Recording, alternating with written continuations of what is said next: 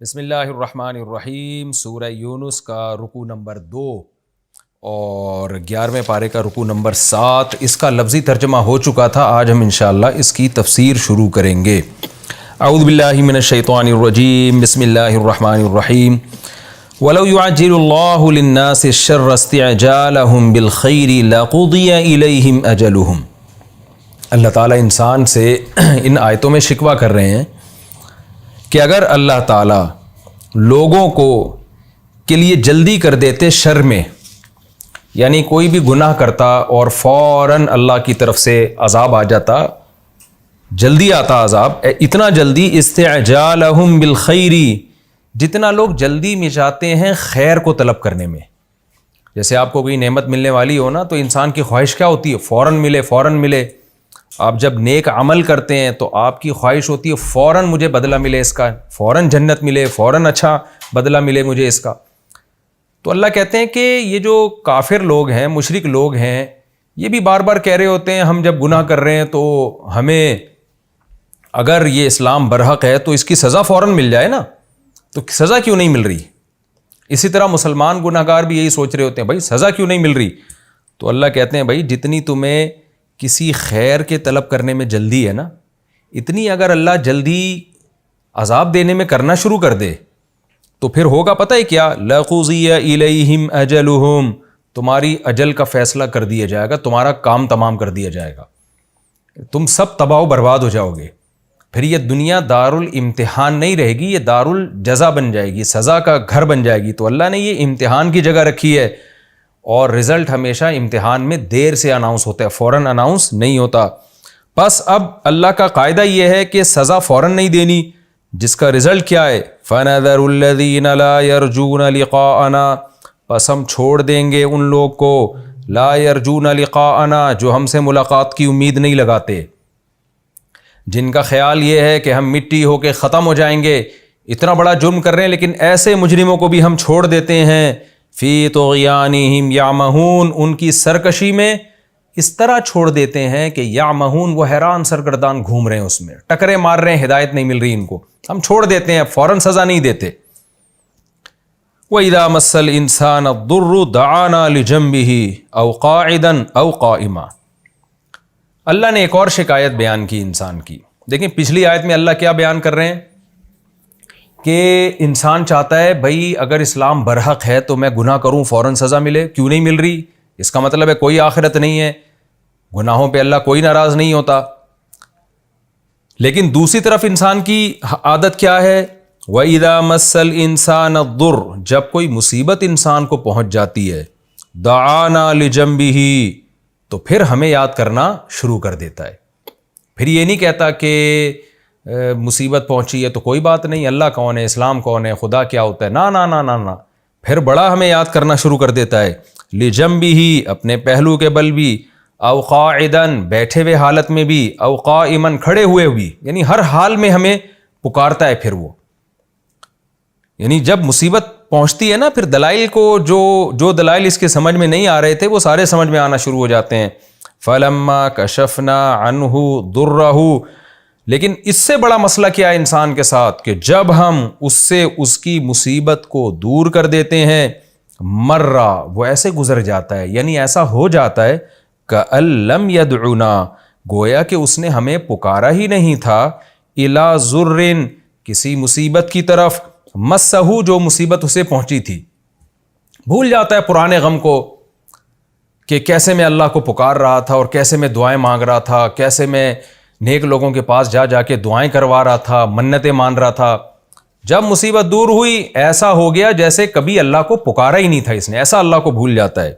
کذالک، اللہ فرماتے ہیں دیکھو اس طرح سے، زُیّنَ لِلْمُسْرِفِینَ، جو حد سے تجاوز کرنے والے لوگ ہیں، باؤنڈری کراس کرتے ہیں، اخلاقیات کی باؤنڈری بھی کراس کی انہوں نے، غیرت کی باؤنڈری بھی کراس کر دی۔ غیرت اور اخلاقیات کا تقاضا تھا نا کہ اس خدا کو یاد تو رکھتے، لیکن اللہ کہتے ہیں اس طرح سے حد سے تجاوز کرنے والوں کے لیے زُیّنَ، مزین کر دیا جاتا ہے، ما کانوا یعملون، وہ اعمال جو وہ کر رہے ہیں۔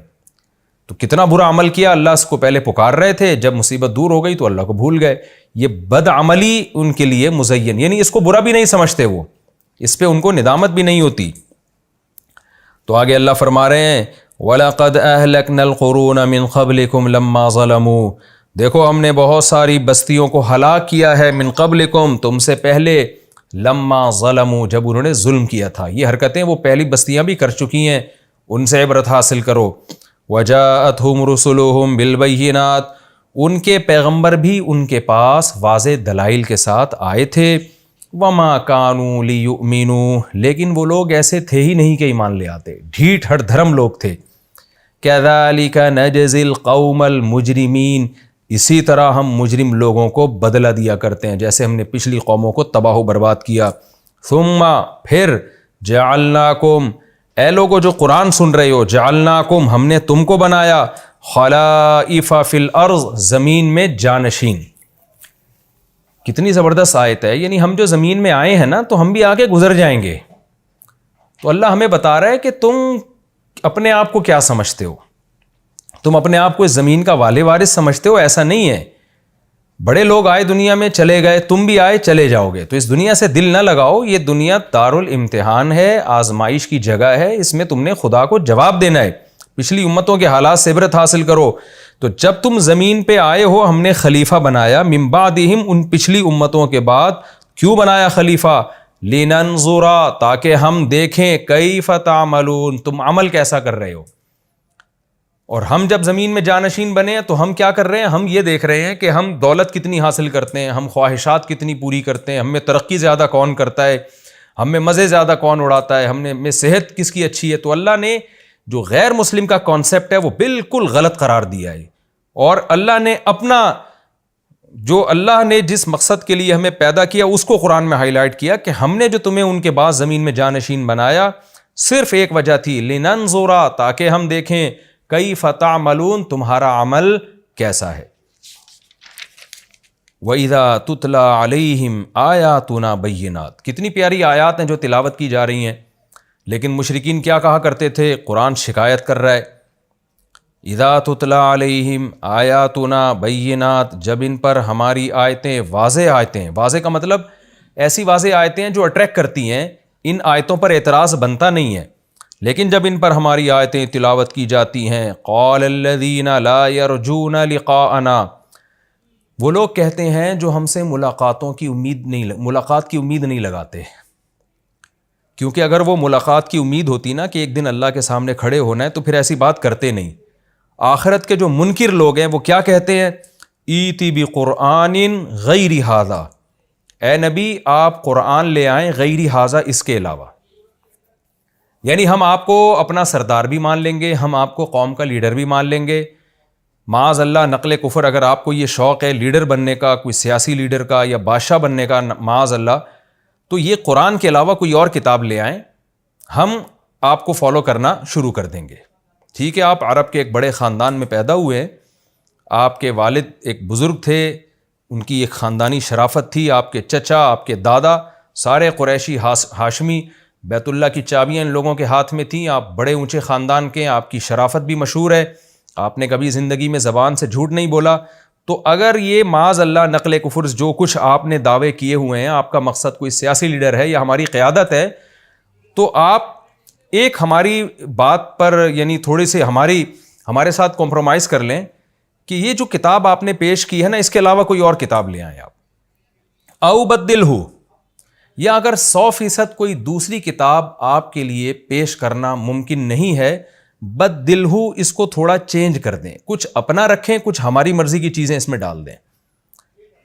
وہ ان کی مرضی کی چیزیں کیا ہوں گی بھائی, یہ جو بت پرستی کے خلاف اتنا زیادہ بول رہے ہیں اور آخرت میں جہنم کی وعیدیں سنا رہے ہیں, اس طرح کی چیزیں تھوڑی کمپرومائز کر لیں. تو قرآن کیا کہہ رہے ہیں, یہ بات وہی لوگ کریں گے جن کو کہ دل میں اللہ کا خوف نہیں ہے, آخرت کی ملاقات کی امید نہیں ہے, وہ یہ بات کریں گے. تو اے نبی آپ جواب میں کہہ دیجئے, قل, اے نبی ان سے کہہ دیجئے, ما یکون لی, میرے لیے یہ لائق ہی نہیں ہے, میرے لیے پاسبل ہی نہیں ہے, ان ابدلہ, کہ میں اس قرآن کو چینج کر دوں. دوسرا قرآن لانا تو دور کی بات, اس میں ذرہ برابر بھی چینجنگ, ما یکون لی, میں نے بار بار بتایا نا, کان لی ما یکون لی، یہ سب کس کے معنی میں ہوتا ہے کہ پاسبل ہی نہیں ہے میرے لیے. من تلقائی، تلقا کہتے ہیں جانب، من تلقائی نفسی، میں اپنے نفس کی جانب سے، یعنی اپنی طرف سے میں اس میں کوئی چینجنگ کر لوں یہ میرے لیے پاسبل ہے ہی نہیں. تو مجھ سے ایسا مطالبہ کر کیوں رہے ہو جس کی مجھ میں طاقت اور پاور ہی نہیں ہے. تو بڑی زبردست آیت ہے یہ بھی. اس سے کیا پتہ چلتا ہے ہمیں کہ اسلام کے جو احکام ہیں نا وہ کوئی کسی اسمبلی میں منظور نہیں ہوئے ہیں. یعنی اسلام کے جتنے بھی لاز ہیں وہ ایسا نہیں ہے کہ کئی لوگ مل کے بیٹھے ہوں، بڑے بڑے دماغ بیٹھے ہوں، انہوں نے اسمبلیوں میں اتفاق رائے سے کوئی قانون پاس کیا ہو اور اس قانون پہ پھر دوسری اسمبلی اس کو آ کے چینج کر سکتی ہے یا اس میں تبدیلی کر سکتی ہے. یہ ایسا نہیں ہے. تو نبی صلی اللہ علیہ وسلم بتا رہے ہیں کہ یہ جو قرآن مجھ پہ نازل ہو رہا ہے یہ خدا کا کلام ہے، تو مجھ سے ایسی بات کا مطالبہ کیسے کر رہے ہو جو میرے بس میں ہی نہیں ہے. ان اتبع الا ما یوحى الی، بلکہ میں تو اس سے بھی بڑھ کر ایک بات کرتا ہوں تمہارے سامنے. بڑھ کر بات کیا ہے کہ تم یہ سمجھ رہے ہو شاید میرے پاس اتھارٹی ہے اس کو چینج کرنے کی، جیسے سیاسی لیڈروں سے کمپرومائز کیا جاتا ہے اور لیڈروں سے بات کی جاتی ہے کہ بھئی آپ ہمارے پورے قابو میں نہیں آ رہے تو کچھ چینجنگ کر لیں. تو یہ تو دور کی بات، میں اس سے بڑھ کے بات بتاتا ہوں. وہ بات کیا ہے؟ ان اتبع الا ما یوحى الی، کہ جو کچھ مجھ پہ وحی کی جا رہی ہے میں بھی اسی کو فالو کرتا ہوں. یعنی اس قرآن کے آرڈرز پہ عمل کرنا جتنا تمہارے لیے ضروری ہے اتنا ہی میرے لیے ضروری ہے، اور میرے لیے اور بھی زیادہ ضروری. کیوں؟ انی اخاف ان عصیت ربی عذاب یوم عظیم، مجھے ڈر ہے اگر میں نے اپنے رب کی نافرمانی کی. قرآن جو آرڈرز دے رہا ہے میں نے اگر اس میں سے کسی آرڈر کو توڑا تو بہت بڑے عذاب کے دن کا مجھے یعنی یوم عظیم، عذاب یوم عظیم، بہت بڑے دن کا مجھے عذاب کا خطرہ ہے. وہ یوم عظیم میدان حشر ہے. یعنی میں تو بہت بڑے دن کے عذاب کا خوف ہے میرے اندر کہ اگر میں نے تبدیلی تو دور کی بات، اس میں مجھے کسی کام کا اللہ نے حکم دیا اور میں اس حکم سے پیچھے ہٹا، کسی کام سے منع کیا اور وہ کام میں نے کر لیا، تو مجھے ڈر ہے مجھ پر بہت بڑا عذاب آ جائے گا.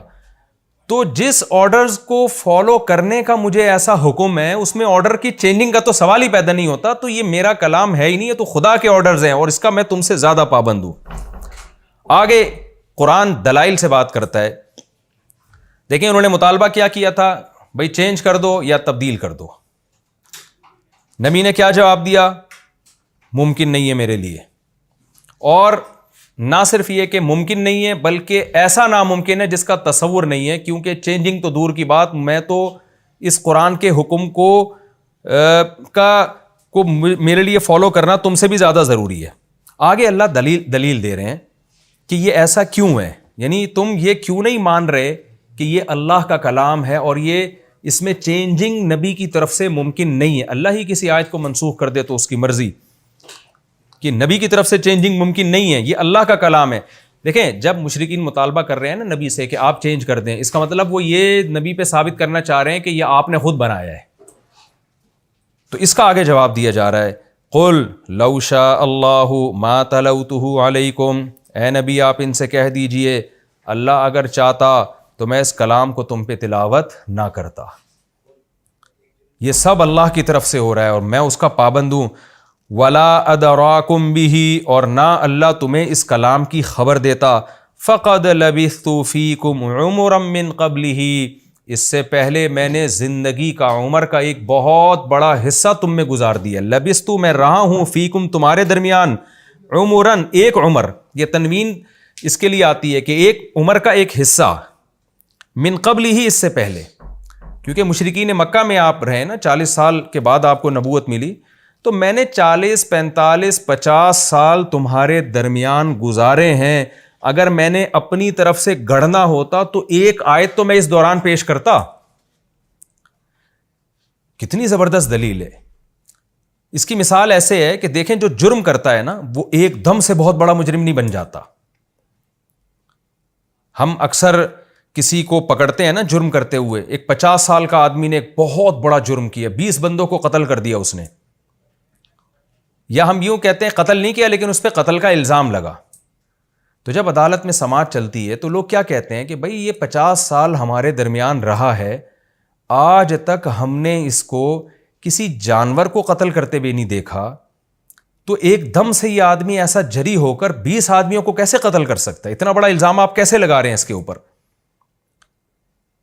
ایک شخص بہت بڑا جھوٹ بول دے، بہت ہی بڑا، تو اس کے ریلیٹو کیا کہتے ہیں؟ بھئی یہ ہمارے درمیان 40 45 50 سال رہا ہے، ہم نے آج تک اس کو چھوٹا سا جھوٹ بولتے ہوئے نہیں دیکھا، تو یہ اتنی بڑی جھوٹی قسم اٹھا کے کسی پہ بہتان کیسے لگا سکتا ہے؟ یہ بھی ایک دلیل ہوتی ہے۔ تو اسی طرح رسول اللہ صلی اللہ علیہ وسلم بتا رہے ہیں کہ میں تو تمہارے درمیان، یعنی اللہ سکھا رہے ہیں نبی کو کہ آپ بتائیں، قل، اے نبی آپ کہیے کہ میں تمہارے درمیان ایک طویل عمر گزار چکا ہوں، 2-4 سال کی بات نہیں ہے، میں تو پیدا ہونے سے لے کے پلا بڑا تمہارے درمیان ہوں۔ اور اس زمانے میں تو گاؤں دیہاتوں کا ماحول ہوتا تھا، لوگ ایک دوسرے کو بہت اچھی طرح جانتے تھے، ایسے گنجان آبادیاں نہیں تھیں کہ پڑوسی کا پتہ نہ ہو۔ آج بھی آپ دیہاتوں میں جائیں، سب ایک دوسرے کو نام سے جانتے ہیں، ان کے نسب سے جانتے ہیں، اور عرب تو اس کا بڑا خیال کیا کرتے تھے۔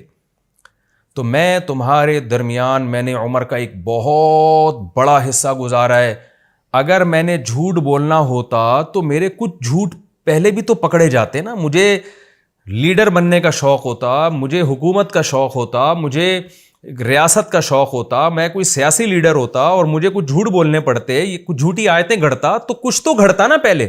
یہ کیا بات ہے کہ میری عمر 40 سال ہوئی ہے اور میں نے آیتیں جب پڑھنا شروع کی ہیں تو پڑھتا چلا جا رہا ہوں، تو یہ خود ایک ظاہری علامت ہے اس بات کی کہ یہ میرا گڑھا ہوا کلام نہیں ہے، یہ اس ذات کا کلام ہے جو میرے اوپر نازل، جس خدا نے میرے اوپر اس کلام کو نازل کیا، یہ اس خدا کا کلام ہے۔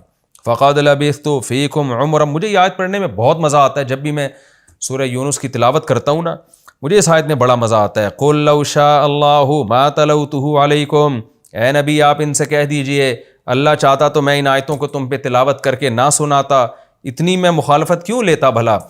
وَلَا أَدْرَاكُمْ بِهِ، اور نہ اللہ تمہیں ان آیتوں کے بارے میں، قرآن کے بارے میں بتاتا۔ فَقَدْ لَبِثْتُ فِيكُمْ عُمُرًا مِّن قَبْلِهِ، تحقیق میں تمہارے درمیان ایک عمر کا بہت بڑا حصہ گزار چکا ہوں، اس میں ایک لفظ میری زبان سے نہیں نکلا اور اب پورے کلام نکلنا شروع ہو گیا، تو کچھ عقل کے ناخن لو۔ افلا تعقلون، تم عقل سے کام کیوں نہیں لیتے؟ فمن ظلم ممن افترى علی اللہ کذبا، تو بتاؤ اس سے بڑا ظالم کون ہوگا جو اللہ پہ جھوٹ باندھے؟ کیا مطلب؟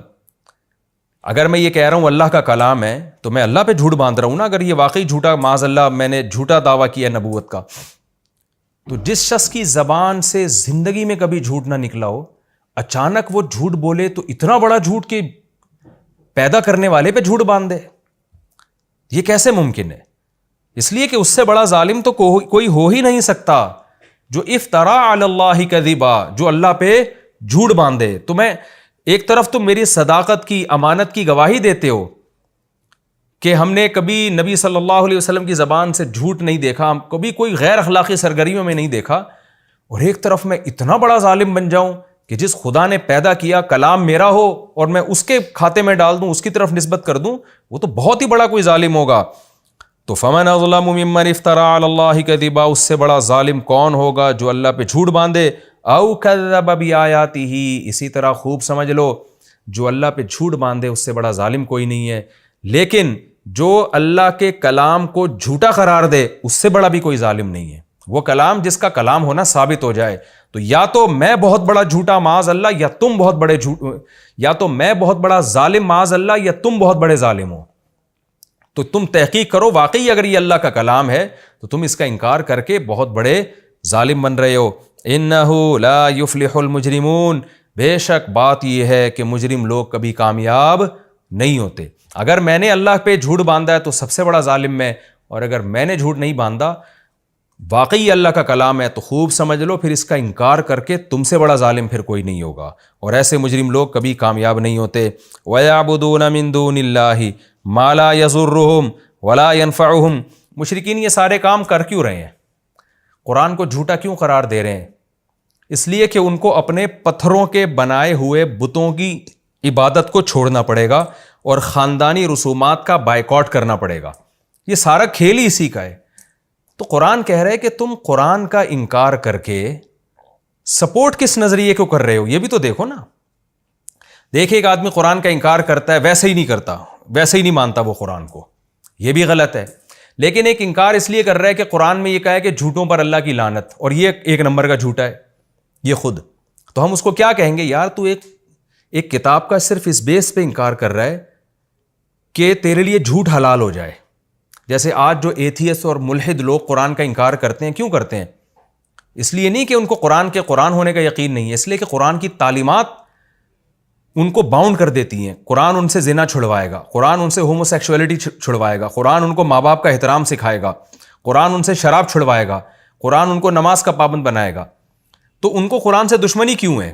آپ دیکھیں نا، سب سے زیادہ ایتھیسٹ اور ملحد لوگ قرآن اور اسلام کے خلاف بولتے ہیں. آپ باقی کسی مذہب کے خلاف اتنا زیادہ نہیں بولتے. وہ وجہ کیا ہے کہ ان کی خواہشات میں سب سے بڑی رکاوٹ قرآن بنتا ہے، کیونکہ زنا پہ پابندی لگا رہا ہے، سود پہ پابندی لگا رہا ہے، شراب پہ پابندی لگا رہا ہے، جوئے پہ پابندی لگا رہا ہے، ماں باپ کے سامنے اف کرنے کی اجازت نہیں دے رہا، ان کو اولڈ ہاؤس میں جمع کرانے پر پابندی لگا رہا ہے، رشتہ داری جوڑنے پر پابندی لگا رہا ہے، اور بہت ساری عورت کو شوہر کی اطاعت کرنے پر جو ہے نا مجبور کر رہا ہے کہ عورت آزاد نہیں ہے بلکہ وہ اپنے شوہر کے احکام کی پابند ہے. فیملی سسٹم جوڑنے کی پابندی اور بہت سارے احکامات ہیں. تو ہم ایسے موقع پہ ایتھیسٹ سے کیا کہتے ہیں کہ آپ قرآن کا انکار اس لیے کر رہے ہو تاکہ زنا آپ کے لیے حلال ہو جائے. آپ قرآن کا انکار اس لیے کر رہے ہو تاکہ والدین کا جو اولاد کے ساتھ مضبوط رشتہ ہے اس رشتے میں دراڑیں پڑ جائیں. آپ قرآن کا انکار اس لیے کر رہے ہو تاکہ خاندانی نظام تباہ و برباد ہو جائے. بالکل یہی انداز قرآن کا ہے. قرآن کہتا ہے یہ قرآن کا انکار اس لیے کر رہے ہیں تاکہ یہ جو پتھروں سے تراشے ہوئے بت ہیں ان کی عبادت کو یہ جائز سمجھنا شروع کریں کلچر کی وجہ سے. تو قرآن اب ان کو اس دعوے کی طرف لے کر آتا ہے وَيَعْبُدُونَ مِن دُونِ اللَّهِ، کہ تم قرآن کا انکار تو کر رہے ہو لیکن اس کے نتیجے میں کر کیا رہے ہو؟ وَيَعْبُدُونَ مِن دُونِ اللَّهِ، اللہ کو چھوڑ کر عبادت کرتے ہیں مَا لَا يَضُرُّهُمْ، ان معبودوں کی جو نہ ان کو نقصان پہنچا سکتے ہیں، وَلَا يَنفَعُهُمْ، اور نہ ان کو فائدہ پہنچا سکتے ہیں. وَيَقُولُونَ هَؤُلَاءِ شُفَعَاؤُنَا عِندَ اللَّهِ، اور کہتے ہیں یہ ہیں ہمارے سفارشی اللہ کے ہاں. کیونکہ بڑے بڑے بزرگ جو اللہ والے تھے ان کے مرنے کے بعد ان کی مورتیاں بنائی ہوئی تھیں، ان مورتیوں کی عبادت کرتے تھے یہ کہہ کے کہ ان سے ان بزرگوں کی روحیں خوش ہوں گی اور قیامت کے دن یہ اللہ سے ہمیں بخشوائیں گی. یعنی ایک طرف مان بھی رہے ہیں کہ اللہ بھی ہے، اور یعنی اگر قیامت قائم ہوئی اور سزا ملی تو یہ ہمیں بخشوائیں گے. تو قرآن کہتا ہے وَيَقُولُونَ هَؤُلَاءِ، اور پھر یہ عبادت بھی کرتے ہیں اور کہتے ہیں یہ ہیں شفعاؤنا، ہمارے سفارشی اللہ کے پاس. قل، اے نبی آپ ان سے کہہ دیجئے أَتُنَبِّئُونَ اللَّهَ، کہ تم اللہ کو خبر دیتے ہو بما، ان چیزوں کی لا يعلم فی السماوات ولا فی الارض، جو اللہ کو خود بھی آسمان اور زمین میں معلوم ہی نہیں ہے. نہ زمین میں اس کا علم نہ آسمان میں. ظاہر ہے جو چیز اللہ کے علم میں نہیں ہے اس کا مطلب اس کا وجود ہی نہیں ہے. تو اس کی تمہارے پاس دلیل کیا ہے؟ کس نے تمہیں بتایا کہ یہ قیامت کے دن اللہ کے ہاں سفارشی کریں گے؟ جس اللہ کے پاس کریں گے سفارش کریں گے اس اللہ کو تو پتہ نہیں ہے، تو تمہیں کہاں سے پتہ چل گیا؟ سبحانہ، وہ اللہ ہر عیب سے پاک ہے، وتعالی، اور بلند ہے، عما یشرکون، ان معبودوں سے جن کو یہ اللہ کے ساتھ شریک کر رہے ہیں. وہ شرک سے پاک ہے، عبادت میں اس کے ساتھ کوئی شریک نہیں ہے. وما كان الناس الا امة واحدة فاختلفوا، یہ بھی ایک اشکال کا جواب ہے. مشرکین کہتے تھے بھائی ہم تو صدیوں سے بت پرستی کرتے چلے آئے ہیں، تو یہ بھی ایک ہمارے برحق ہونے کی دلیل ہے کہ اصل تو بت پرستی ہی ہے دنیا میں. یہ تو نبی صلی اللہ علیہ وسلم نے ایک توحید کا نعرہ لگا دیا اور ایک نیا دین لے کر آئے ہیں. تو انسان کی نیچر ہے وہ نئی چیز کو ایکسیپٹ نہیں کرتا. وہ کہتا ہے بھائی یہ تو انسانیت تو بہت پہلے سے چلی آ رہی ہے نا، تو پہلے تو ہمیشہ سے ہم دیکھ رہے ہیں بت پرستی چلی آ رہی ہے دنیا میں، تو یہ نئی چیز جو ہے نا وہ غلط ہوتی ہے، پرانی چیز ٹھیک ہوتی ہے. اس کا قرآن جواب دے رہا ہے وما كان الناس الا امة واحدة، نہیں تھے لوگ مگر ایک امت. وہ امت کیا تھی؟ دوسرے مقام پہ قرآن میں آتے ہیں توحید پرست. فاختلفوا، بعد میں اختلاف کیا انہوں نے. اصل انسان توحید پرست ہے آدم علیہ السلام سے لے کر پھر نوح علیہ السلام، اور اس کے بعد یہ تو بعد میں دنیا میں شرک آیا ہے. شروع میں شرک نہیں تھا، سب ایک امت پر تھے، توحید پرست تھے. فاختلفوا، بعد میں لوگوں نے اختلاف کیا ہے. ولولا کلمۃ سبقت من ربک، اے اللہ جب اختلاف کیا تھا تو ان کو ہلاک کر دیتا، ان کو سزا دے کے جہنم میں ڈال دیتا، موت دے دیتا. تو قرآن کہہ رہے ہیں نا، ولولا کلمۃ سبقت من ربک، اگر وہ کلمہ نہ ہوتا جو تیرے رب کی طرف سے پہلے سبقت کر چکا ہے۔ وہ کلمہ کیا ہے؟ اللہ کا کلمہ ہے کہ میں سزا آخرت میں دوں گا، دنیا دار الجزا نہیں ہے۔ کبھی کبھار اللہ سزا دے دیتا ہے لیکن اصل میں یہ سزا کی جگہ نہیں ہے۔ وہ کلمہ اگر نہ ہوتا، وہ اللہ کا ایک قانون نہ ہوتا، لَقُضِیَ بَیْنَهُمْ، تو ان لوگوں کے درمیان فیصلہ کر دیا جاتا، فی ما، ان چیزوں میں، فیہ یختلفون، جن چیزوں میں لوگ اختلاف کر رہے ہیں۔ یعنی اس کے علاوہ بھی بہت ساری چیزیں جن میں لوگوں کا اختلاف ہے، حق اور باطل میں کنفیوژن ہے، تو اللہ کہتے ہیں کہ میں آخرت میں دودھ کا دودھ اور پانی کا پانی کر دوں گا۔ لیکن یہ اللہ کی طرف سے ایک پہلے سے ایک کلمہ ہے جو سبقت کر چکا ہے ہر چیز پر، جو پہلے اللہ نے لکھ دیا ہے کہ اصل فیصلہ قیامت کے دن ہوگا۔ وَيَقُولُونَ لَوْلَا أُنزِلَ عَلَيْهِ آيَةٌ مِّن رَّبِّهِ، یہ کہتے ہیں کہ نبی پر اللہ کی طرف سے کوئی نشانی نازل کیوں نہیں ہوتی؟ نشانی سے مراد فرمائشی نشانی۔ یہ سوال قرآن میں بہت دہرایا گیا، کیونکہ جب نبی کے معجزے آتے تھے تو پھر مشرکین وہ معجزہ ماننے کے بجائے پھر ایک اور مطالبہ کر دیتے کہ یہ والی نشانی دکھائیں، یہ والی نشانی دکھائیں۔ تو قرآن کہتا ہے فَقُلْ، اے نبی آپ ان سے کہہ دیجئے، اِنَّمَا الْغَيْبُ لِلَّهِ، غیب کا علم اللہ کے لیے ہے، فَانْتَظِرُوا، لہذا انتظار کرو۔ کیا مطلب؟ نشانی فیوچر میں نازل ہوگی یا نہیں ہوگی یہ غیب کا علم ہے، یہ میرے پاس نہیں ہے۔ اللہ کوئی نیا معجزہ دکھا بھی سکتا ہے اور نہیں بھی دکھا سکتا، انتظار کرو، اس کی مرضی، دکھانا ہوگا دکھا دے گا، نہیں دکھانا ہوگا تو اس نے ویسے ہی پہلے بہت ساری نشانیاں دکھا دی ہیں۔ انی معکم من المنتظرین، میں بھی تمہارے ساتھ انتظار کر رہا ہوں۔ اب اللہ کی مرضی ہے، دکھانا ہو دکھا دے گا۔ بعد میں بہت سارے معجزے دکھائے گئے۔ یہ ہمارا رکوع کمپلیٹ ہو گیا جی۔ اس میں جو ہمیں باتیں جو خلاصے کے طور پر میں چند پوائنٹ بیان کر دیتا ہوں۔ پہلی بات تو یہ کہ انسان خیر میں بہت جلدی کرتا ہے، ہر چیز کا رزلٹ چاہتا ہے فوراً ملے۔ وَلَوْ يُعَجِّلُ اللَّهُ لِلنَّاسِ الشَّرَّ اسْتِعْجَالَهُمْ بِالْخَيْرِ، قرآن میں اللہ نے بتایا کہ لوگ خیر میں جلدی جیسے طلب کرتے ہیں نا، تو اس کا مطلب انسان چاہتا ہے کہ جو کام کرے فوراً اس کا رزلٹ سامنے آئے، اس کا اچھا رزلٹ۔ تو یہ بھی ایک انسان کی نیچر ہے، لیکن عقل مند لوگ کیا کرتے ہیں؟ وہ صبر سے کام لیتے ہیں۔ اور اللہ کہتے ہیں ہم جو دنیا میں نافرمانوں کو فوراً عذاب نہیں دیتے، اس کی وجہ کیا ہے؟ کہ ہم نے ان کو چھوڑ رکھا ہے۔ اگر فوراً عذاب آنا شروع ہو جائیں تو کوئی بھی زندہ نہیں بچے گا، اس لیے نافرمانی پر جب عذاب نہیں آتا اس پہ کبھی بھی اترانا نہیں چاہیے۔ دوسرا میں کیا پتہ چلا، جب کوئی مصیبت پہنچتی ہے تو اکثر لوگوں کی عادت کیا ہوتی ہے؟ اللہ کو پکارتے ہیں، اور جب مصیبت دور ہو جاتی ہے تو ایسے بن جاتے ہیں جیسے کبھی اللہ کو پکارا ہی نہیں تھا۔ كَأَن لَّمْ يَدْعُنَا إِلَىٰ ضُرٍّ مَّسَّ، آج بہت سے مسلمان بھی اس آفت میں مبتلا ہیں۔ ٹینشن پریشانی میں اللہ یاد آ رہا ہوتا ہے اور دعائیں بھی مانگ رہے ہیں، وظیفے پڑھ رہے ہیں، اور جب ٹینشن دور ہوئی تو ایسے جیسے کبھی اللہ کو جانتے ہی نہیں ہے کہ اللہ کون ہے۔ اس عادت کی برائی بیان ہوئی ہے، اس سے بچنا چاہیے۔ اور اس میں اللہ نے بتا دیا کہ جو پچھلے لوگ دنیا سے جا چکے ہیں، اس کے بعد جب تم آئے ہو تو تم کچھ وقت کے لیے زمین میں جانشین بنے ہو۔ تمہاری پیدائش کا بنیادی مقصد لِنَنظُرَ كَيْفَ تَعْمَلُونَ، تمہارا عمل کیسا ہے ہم یہ دیکھ رہے ہیں۔ حدیث میں یہ مضمون اور زیادہ واضح ہے، ان اللہ لا ينظر الى صورکم ولا الى اموالکم، اللہ نہ تمہاری شکلوں کو دیکھتا ہے نہ تمہارے دولت کو دیکھتا ہے، ولکن ينظر الى قلوبکم واعمالکم، صرف تمہارے دل اور اعمال کو دیکھتا ہے وہ۔ حدیث میں اس کی تشریح ہے۔ اور اس سے یہ بھی پتہ چلا کہ مشرکین مکہ بار بار اصرار کیا کرتے تھے کہ قرآن چینج کر دیں یا کچھ تبدیلی کر دیں، تو نبی نے صاف بتا دیا کہ میرے بس میں نہیں ہے۔ تو آج جو اتحاد ادیان کے نام پہ کوششیں ہو رہی ہیں کہ مسلم، عیسائی، ہندو، ان سب کو کسی ایک پلیٹ فارم پہ جمع کیا جائے اور کچھ تھوڑی سی چینجنگ کر لی جائے، کچھ یوں کر لیا جائے، تو یہ بھی اسی کی ایک کوشش ہے۔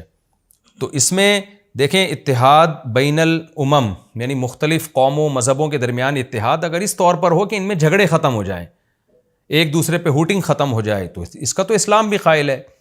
لیکن اگر اس طور پر ہے کہ اتنا کمپرومائز کر لیں کہ ہم ان کی مذہبی رسومات کو فالو کرنا شروع کر دیں، اور جناب ہم ان کو مطمئن کرنے کے لیے مندروں میں جا کے بتوں کے سامنے جھکنا شروع کر دیں، اور کبھی مسلمان چرچوں میں جائیں اور وہاں جا کے عبادت شروع کر دیں، تو جو کہ اسلام کی تعلیمات کے بالکل اگینسٹ ہے، اس کی قطعاً اجازت نہیں ہے۔ تو کمپرومائز کے لیے بھی کچھ حدود ہیں۔ آج ہم نے بہت سے لوگوں کو دیکھا ہے کہ وہ اسلامی حکام ہی چینج کر لیتے ہیں۔ بعض لوگوں نے جہاد کا انکار کر دیا، بعض لوگوں نے غیر مسلموں کو خوش کرنے کے لیے اسلام کے جو 4 شادیوں کا فلسفہ ہے اس کا انکار کر دیا، کیونکہ اس سے جو لبرل عورتیں ہیں ان کو بڑا غصہ آتا ہے، تو اس کا انکار کر دیا۔ بعض لوگوں نے کیا کیا کہ وراثت کے حکام میں کچھ چینجنگ کر دی۔ اب اسلام میں جو یتیم پوتا ہے، ایک شخص کا انتقال ہوا، زید کا انتقال ہوا، اس کے 2 بیٹے ہیں، ایک بیٹے کا زید کی زندگی میں انتقال ہو گیا اور ایک بیٹا زندہ ہے، تو جس کا زید کی زندگی میں انتقال ہوا اس کے بھی بچے اگر ہیں تو اسلام میں ان بچوں کا کوئی حصہ نہیں ہے، اس لیے کہ زید کے جس بیٹے کا زید کی زندگی میں انتقال ہو گیا اس کا حصہ ختم ہو گیا،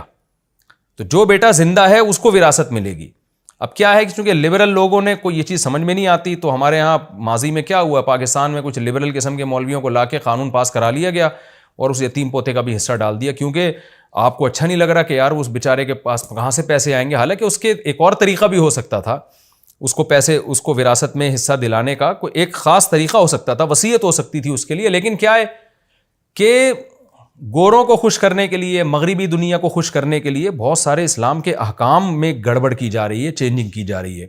تو جیسے نبی صلی اللہ علیہ وسلم نے، مشرکین نے جب آپ سے مطالبہ کیا کہ قرآن میں چینجنگ کریں تو آپ نے صاف طور پر انکار کیا، اور یاد رکھیں اس زمانے میں جتنا نبی صلی اللہ علیہ وسلم پہ دباؤ تھا نا، آپ کی قوت بہت کم تھی، آپ بہت کسمہ پرسی میں تھے، تھوڑے سے لوگ آپ کے ساتھ مومن ہوئے تھے اور پوری دنیا ایک طرف تھی۔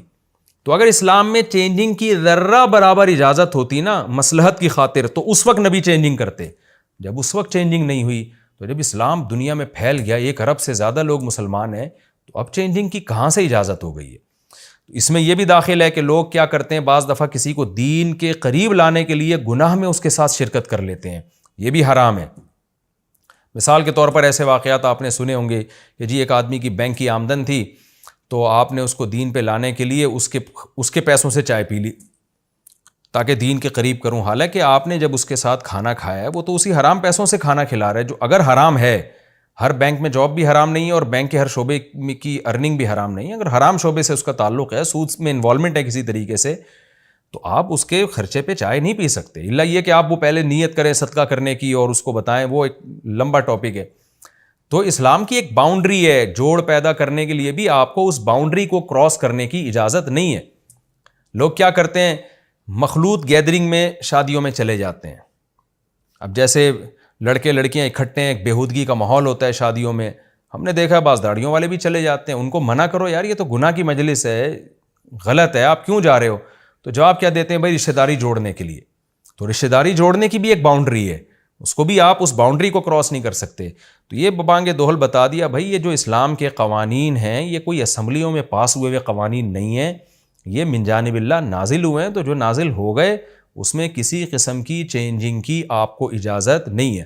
ہاں کچھ احکام ایسے ہیں جس میں اسلام میں نے خود سے لچک رکھی ہے، ان میں بڑے بڑے فقہا کا، مجتہدین کا اختلاف بھی ہوتا ہے، جہاں اختلاف ہوگا تو وہ پھر علماء جانتے ہیں اس اختلاف کے آداب کیا ہیں اور اس اختلاف کی وجہ سے مسئلے پر اثر کیا پڑتا ہے اور کیا زمانے کی چینجنگ کے لحاظ سے اس میں تبدیلی ہو سکتی ہے، تو وہ تبدیلی جائز ہے، کیونکہ اسلام نے ہی ان احکام میں لچک رکھی ہے، وہ اسلام میں تبدیلی نہیں کہلائے گی، کیونکہ اس میں تو اختلاف ہے نا، اس میں دونوں طرف احادیث ہیں، اس کے پھر جو اصول کیا ہیں، ضابطے کیا ہیں، وہ علماء کرام مدارس میں پڑھتے ہیں، اس میں بھی عوام کو خود سے اجازت نہیں ہے، وہ علماء مدارس میں پڑھتے ہیں وہ اصول اور ضابطے، اس کے لحاظ سے، زمانے کے لحاظ سے چینجنگ ہو سکتی ہے، تو وہ چینجنگ اسلام میں چینجنگ نہیں کہلائے گی، کیونکہ اسلام نے خود ان میں پہلے سے ایک لچک رکھی تھی۔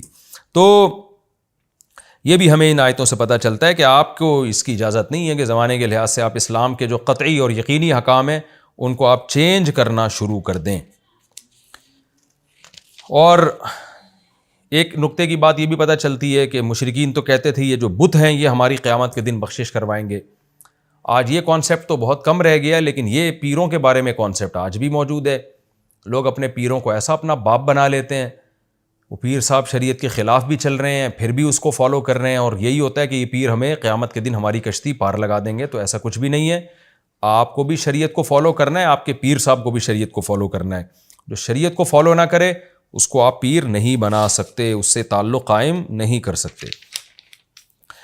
یہ ہمارا رکوع جی کمپلیٹ ہو گیا، اب ہم انشاءاللہ سورہ یونس کا رکوع نمبر 3 اور 11ویں پارے کا رکوع نمبر 8 اس کی طرف چلتے ہیں، اور انشاءاللہ حسب معمول سب سے پہلے اس کا مختصر لفظی ترجمہ ہوگا، پھر انشاءاللہ ہم اس کی تفسیر کی طرف چلیں گے۔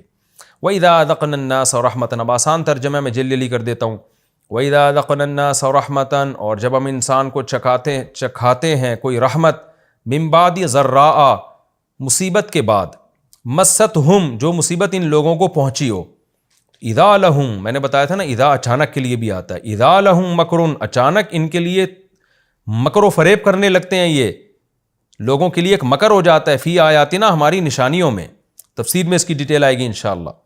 قل اللہ اسرع مکرا، اے نبی آپ ان سے کہہ دیجیے اللہ جو ہے وہ مکر کے اعتبار سے زیادہ تیز ہے، یعنی مکر کا جواب دینے میں۔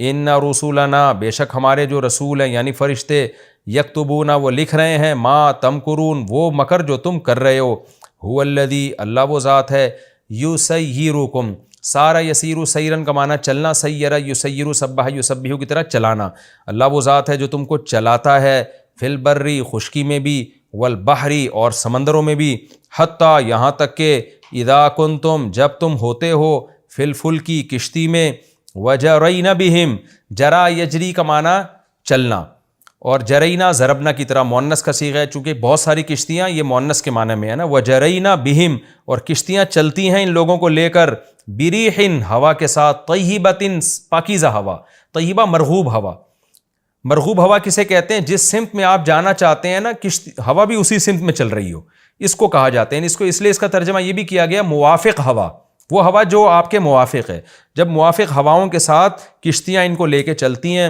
وَفَرِحُوا بِهَا اور ان ہواؤں پہ یہ خوش ہو جاتے ہیں، پھر کیا ہوتا ہے؟ جاءتها ان کشتیوں کے پاس آتی ہے، ریح ایسی ہوا، عاصف جو بہت تیز ہوا ہوتی ہے یعنی مخالف ہوا، وجاءہم الموج من کل مکان اور ہر طرف سے موجیں ان کو آ کے گھیر لیتی ہیں، وظنوا اور یہ سمجھنے لگتے ہیں، انہم کہ بے شک یہ لوگ، احیط بہم ان کا احاطہ کر لیا گیا ہے، یعنی چاروں طرف سے ان کو گھیر لیا گیا ہے موجوں میں۔ تو پھر کیا ہوتا ہے؟ دعوا اللہ یہ اللہ کو پکارتے ہیں، مخلصین لہ الدین اس کے لیے، دین یعنی عبادت کو، دین عبادت کو اور پکار کو بھی کہتے ہیں، اس کے لیے عبادت اور پکار کو مخلصین خالص کرتے ہوئے، یعنی صرف اللہ کے لیے اللہ کو پکارتے ہیں، سارے مشرکین کو بھول جاتے ہیں۔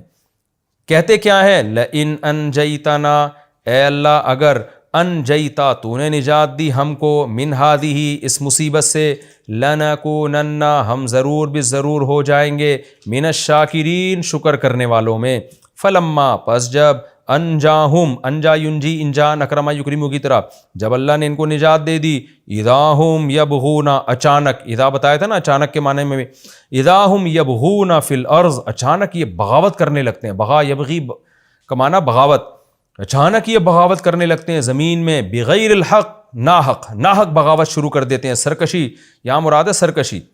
یا ایھا الناس اے لوگو، انما بغیکم بے شک تمہاری جو بغاوت ہے یعنی تمہاری جو سرکشی ہے، علی انفسکم تمہاری ہی جانوں کے خلاف ہے، متاع الحیات الدنیا دنیاوی زندگی کا تھوڑا سا سامان ہے، انجوائے کر لو اس کو، بغاوت کرو، سرکشی کرو، مزے اڑاؤ، تھوڑا سا سامان ہے، ہمیں ناراض کر کے تم نے جو ہے وہ ہمارے خلاف ہو گئے۔ متاع الحیات میں نے بتایا تھا نا بار بار، متاع تھوڑا سا سامان جو سفر میں انسان رکھتا ہے، متاع الحیات الدنیا دنیاوی زندگی کا تھوڑے سے مزے ہیں، ثم الینا مرجعکم پھر ہماری ہی طرف تم نے لوٹنا ہے، فینبئکم بما کنتم تعملون پھر وہ تمہیں خبر دے دے گا ان اعمال کی جو تم کرتے تھے۔ انما مثل الحیات الدنیا بے شک دنیاوی زندگی کی مثال، محض کا ترجمہ کر رہا ہوں انما سے، دنیاوی زندگی کی مثال تو صرف کمائن اس پانی کی طرح ہے، انزلناہ من السماء جو ہم نے آسمان سے برسایا، فاختلط بہ نبات الارض زمین کے پودے مختلط ہو گئے بہ اس پانی کے ساتھ، اختلاط کہتے ہیں مرج ہو جانا، کہتے ہیں نا مخلوط ماحول ہے، تو اختلط باب افتعال زمین کے پانی کے ساتھ، وہ زمین کے پودے اس پانی کے ساتھ مرج ہو گئے، مما یاکل الناس یہ نباتات وہ تھے، مما یاکل الناس جن کو لوگ بھی کھاتے ہیں، والانعام اور چوپائی بھی کھاتے ہیں، تو وہ پودے جب مرج ہو گئے تو پھر ظاہر ہے پھلنے پھولنے لگے، پھر کیا ہوا؟ حتی اذا یہاں تک کہ جب اخذت الارض زمین نے پکڑ لیا، اخذ یاخذ پکڑنا، زمین نے پکڑ لیا، زخرفہا اپنی زینت، زخرف زینت کو کہتے ہیں، مزخرف ملمع سازی مزین کرنا، زمین نے جب اپنی زینت کو پکڑ لیا یعنی خوب زمین چمکنے لگی اور لہلہاتی فصلیں اور آنکھوں کو بھلی لگنے لگی، وزینت اصل میں تھا تزینت تصرفت کی طرح، تو تزینت کو از زینت بھی پڑھا جاتا ہے، اور الف سائلنٹ ہو گیا تو وزینت، اور زمین مزین ہو گئی، خوب اٹریکٹیو ہو گئی۔ وظن اہلها، اور جو زمین والے لوگ تھے جنہوں نے یہ کھیتی باڑی کی تھی وہ یہ سمجھنے لگے انہم قادرون علیہا، کہ اب یہ اس کھیتی پر ان کو قدرت ہو گئی ہے، یہ زمین پر اب قادر ہو گئے ہیں۔ لیکن ہوا کیا، اتاہا امرنا، اس کھیتی پر آیا ہمارا حکم، لیلاً او نہاراً، رات میں یا دن میں، فجعلناہا، ہم نے بنا دیا اس کھیتی کو حصیداً، کٹا ہوا۔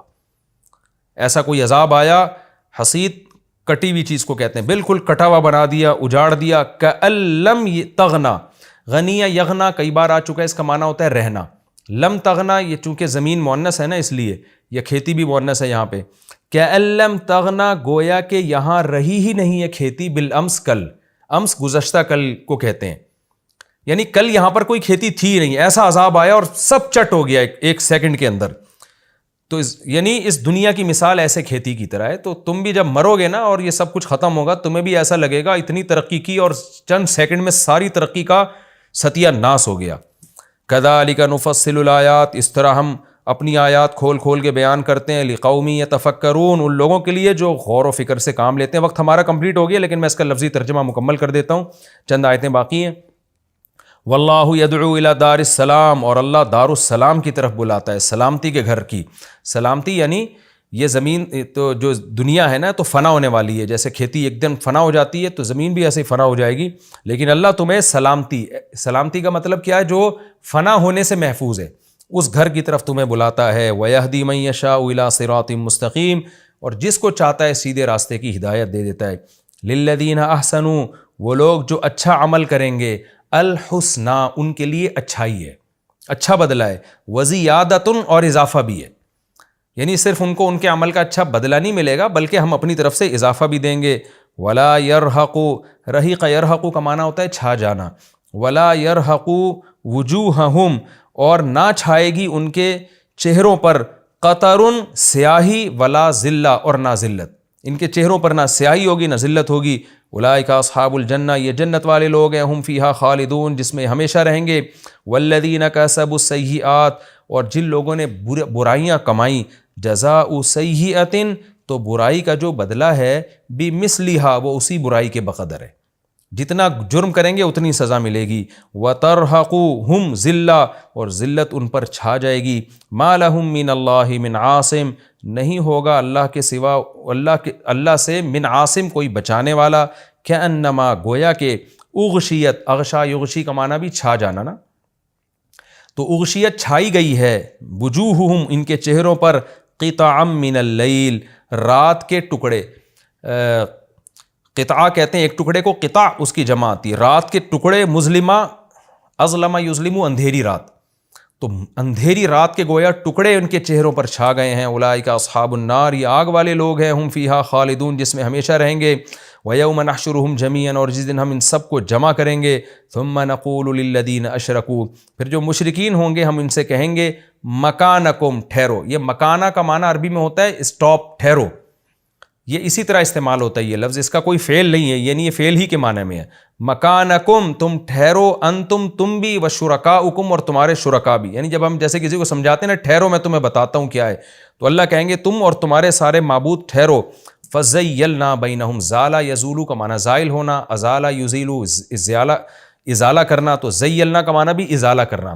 کیا مطلب، جو آپس میں ان کا تعلق تھا نا، وہ زیلنا، ہم وہ ختم کر دیں گے، یعنی ان کو لڑوا دیں گے ہم آپس میں۔ فَزَيَّلْنَا بَيْنَهُمْ، ہم ان کے درمیان پھوٹ ڈال دیں گے۔ وَقَالَ شُرَكَاؤُهُمْ، اور ان کے جو شرکا ہیں نا، جن کی عبادت کرتے تھے، وہ کہیں گے، مَا كُنْتُمْ إِيَّانَا تَعْبُدُونَ، تم نہیں تھے ہماری عبادت کرنے والے۔ جیسے دوسرے مقام پہ آتا ہے کہ وہ کہیں گے کہ تم تو شیطانوں کی عبادت کرتے تھے، تفسیر میں انشاءاللہ اس کی ڈیٹیل بتاؤں گا۔ فَكَفَى بِاللَّهِ، پس اللہ کافی ہے، شہیداً، گواہ ہونے کے لحاظ سے، بَيْنَنَا وَبَيْنَكُمْ، ہمارے اور تمہارے درمیان۔ کیسے کافی ہے؟ ان کننا عن عبادتکم، ان بمانا اننا ہے، ان کے بعد جب لام آتا ہے نا تو اس کی اننا کے معنی میں ہوتا ہے، غافلین میں لام آ رہا ہے نا، اس طرح، ان کننا، بے شک ہم تھے، عن عبادتکم، تمہاری عبادت سے، لغافلین، غافل، ہمیں تو پتہ ہی نہیں تھا تم ہماری عبادت کر رہے ہو، جیسے کہ بتوں کو کیا پتہ ہوتا ہے۔ ہنالک تبلو، اللہ کہتے ہیں اس موقع پر، تبلو کل نفس ما اسلفت، ہر نفس جو کچھ اس نے آگے بھیجا ہوگا. ہنالک تبلو کل نفس ما اسلفت, امتحان کر لے گا ہر نفس ما اسلفت, جانچ لے گا ہر نفس اس عمل کو جو اس نے اسلفت بھیجا ہے آگے. وردوا الی اللہ, اور یہ سب اللہ کی طرف لوٹائے جائیں گے. مولاہم الحق, جو ان کا حقیقی مالک ہے. وضل عنہم, ضلع کے بعد جب من آتا ہے اس کا معنی ہوتا ہے گم ہو جانا. وضل عنہم ما کانوا یفترون, اور جو افطرا یہ گڑا کرتے تھے نا, جو جھوٹ, یہ وہ سارا کا سارا جھوٹ ان سے غائب ہو جائے گا. تفسیر میں انشاءاللہ اس کی میں پوری ڈیٹیل بتاؤں گا. تو ہمارا یہ رکوع یعنی سورہ یونس کا رکوع نمبر 3 اور 11ویں پارے کا رکوع نمبر 8, اس کا لفظی ترجمہ کمپلیٹ ہو گیا. اگلے ایپیسوڈ میں انشاءاللہ ہم سورہ یونس کے رکوع نمبر 3 اور 11ویں پارے کے رکوع نمبر 8 کی تفسیر انشاءاللہ ہم شروع کریں گے. اللہ تعالیٰ سمجھنے کی, عمل کی توفیق عطا فرمائے. وما علینا الا البلاغ.